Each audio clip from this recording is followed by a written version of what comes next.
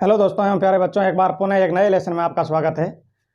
हम लगातार part of speech के लेसन पढ़ रहे हैं और जिनमें हाल फिलहाल प्रोनाउंस चल रहे हैं। प्रोनाउंस के भी हमने काफ़ी पार्ट्स पढ़ लिए हैं और आज प्रोनाउन का एक और पार्ट पढ़ने जा रहे हैं जिसका नाम है रिलेटिव प्रोनाउंस, जिसे हिंदी में संबंधवाचक सर्वनाम कहते हैं। चलिए आज के इस टॉपिक को करते हैं प्रारंभ। Let's begin.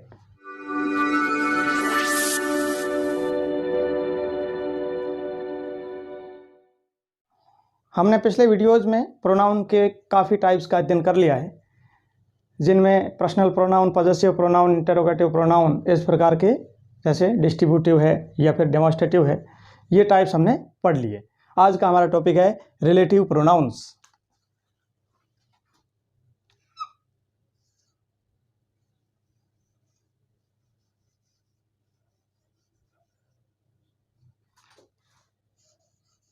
Relative pronoun.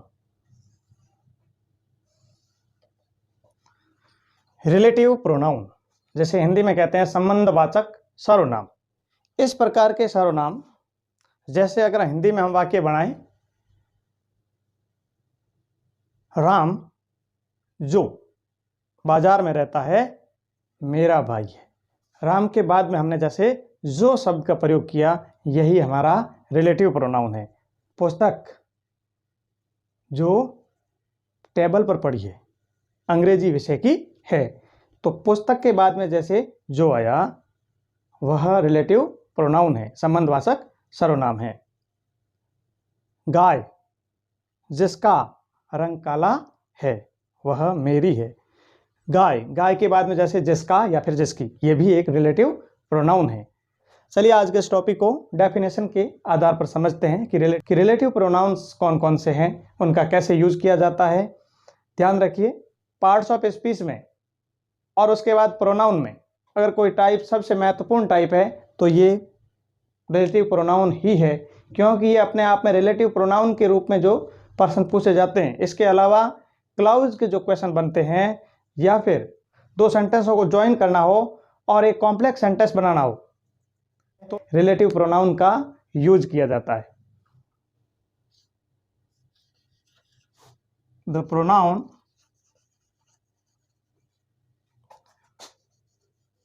which refers to its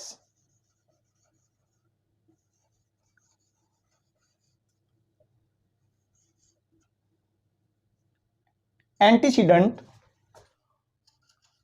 is called the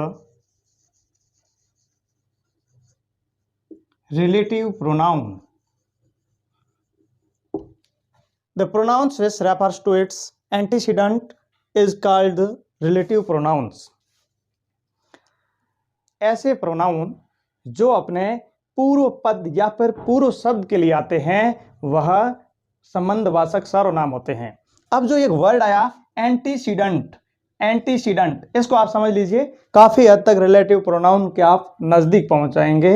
उसके बाद इस प्रोनाउन को समझना काफी हद तक आसान हो जाएगा। एंटीसीडेंट, एंटीसीडेंट क्या है? एक सेंटेंस के सारे हम समझने का प्रयास करते हैं।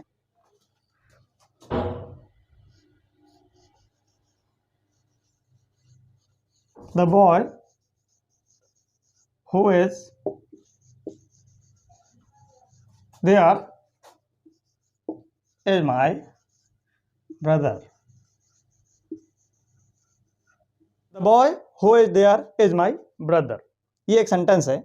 लड़का जो वहां पर है मेरा भाई है। लड़का जो वहां पर है मेरा भाई है। अब इस सेंटेंस को आप बड़े ध्यान से देखना और यहां पर हम एंटीसीडेंट के शब्द को समझ लेते हैं। एंटीसीडेंट क्या हो सकता है? पर्सन हो सकता है, थिंग हो सकती है, पैलेस हो सकता है। ये शब्द होंगे और वे रिलेटिव प्रोनाउन से संबंध रखेंगे। वो क्या करेंगे? रिलेटिव प्रोनाउन के संबंध रखेंगे। एक आप और समझ लेना, एंटीसीडेंट, जैसे मैं यहां पर ए लिख देता हूं एंटीसीडेंट के लिए, इसके बाद क्या आएगा, रिलेटिव प्रोनाउन आएगा। की पोजीशन क्या होगी, हमेशा रिलेटिव प्रोनाउन के पहले आएगा। तो रिलेटिव प्रोनाउन एंटीसीडेंट आ गया, उसके बाद में रिलेटिव प्रोनाउन आ गया। हिंदी में जैसे एक सेंटेंस, गाय जो वहां खड़ी है मेरी है, तब देखिए जो गाय शब्द है वो एंटीसीडेंट है और बाद में जो आया है वो रिलेटिव प्रोनाउन है। वो क्या है, रिलेटिव प्रोनाउन।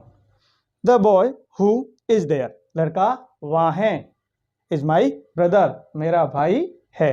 तो जो हु शब्द है यही हमारा रिलेटिव प्रोनाउन है, जिसे हिंदी में जो कहते हैं। क्या कहते हैं, जो। इसको और समझ लें कि द वर्ड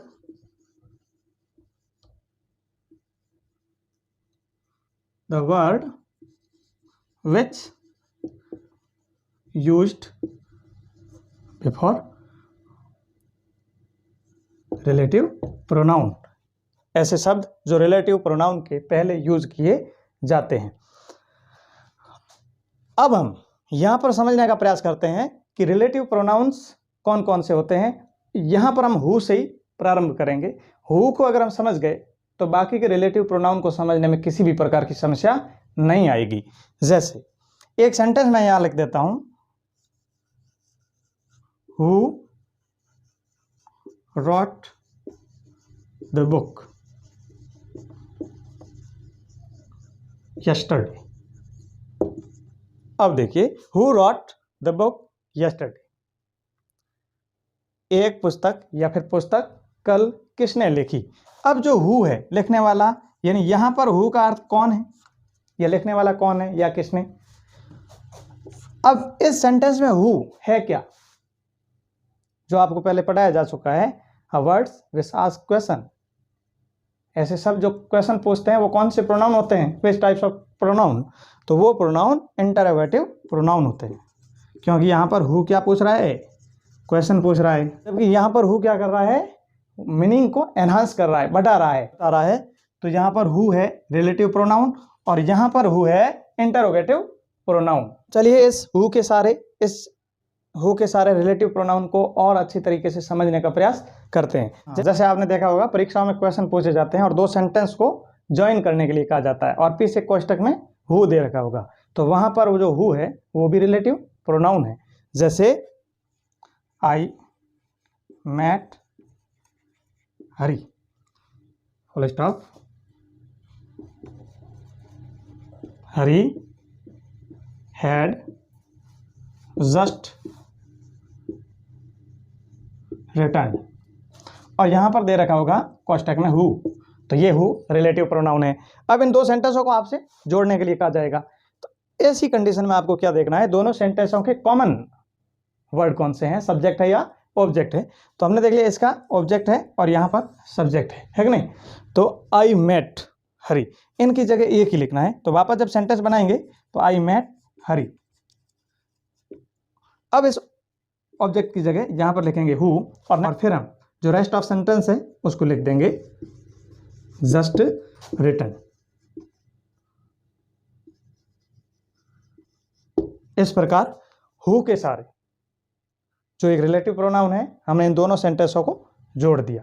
अब मुझे बताइए यहां पर हु ने एक और काम किया। यहां पर दो हु के दो प्रयोग या फिर दो प्रोनाउन के टाइप तो हम समझ चुके हैं। एक तो हु होता है इंटरोगेटिव प्रोनाउन, दूसरा आज जो पढ़ रहे हैं हु है रिलेटिव प्रोनाउन। और इस सेंटेंस में हु ने एक और काम किया, रिलेटिव प्रोनाउन होते हुए भी किसका काम किया है, कंजक्शन का, किसका, योजक शब्द का काम किया है। रिलेटिव प्रोनाउन के इन हु, हुम, विच, व्हाट, ऑफ, विच, ये जो रिलेटिव प्रोनाउन है इनको रिलेटिव प्रोनाउन के साथ साथ कंजक्शन भी कहते हैं। इसलिए these relative pronoun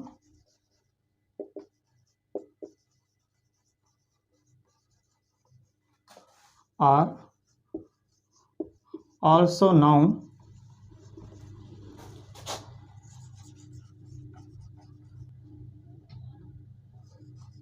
conjunctive pronoun. Conjunctive pronouns, इन्हें हम ये याद रख लेना कि इन्हें कंजक्टिव प्रोनाउंस भी कहते हैं। अगर कभी पूछा जा सकता है, जैसे आगे बहुत डीपली अगर ग्रामर के क्वेश्चन पूछते हैं तो यहाँ पर इन रिलेटिव प्रोनाउन को और किस टाइप से जाना जाता है, तो इन्हें कंजक्टिव प्रोनाउन के नाम से भी जाना जाता है। आज के वीडियो में बस इतना ही। रेस्ट ऑफ द पार्ट है उसको हम अगले वीडियोज़ में पढ़ेंगे। Thank you for watching today's video.